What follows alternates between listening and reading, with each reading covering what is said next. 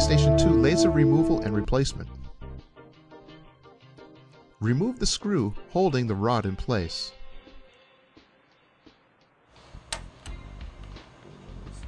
Lift the rod and slide out.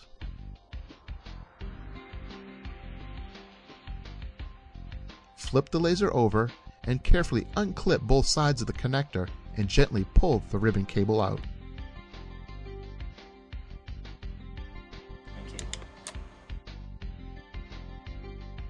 For the 5000 model, release the metal clip by pushing down, and with the second screwdriver, pry forward and lift up to release the clips.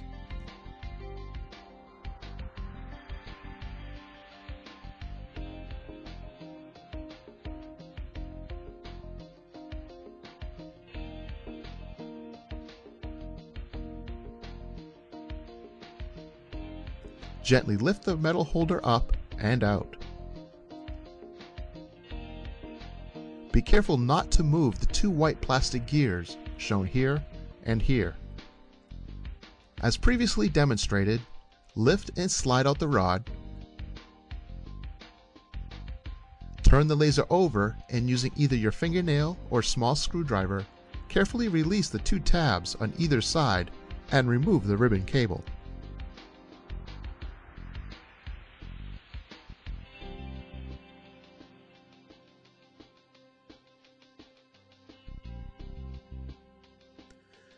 To install a new laser, simply insert the ribbon connector until flush and lock the tabs on either side until secure.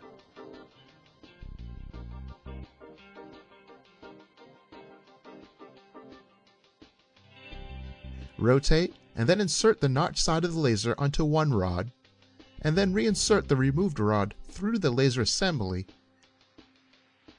and then back into the tray assembly.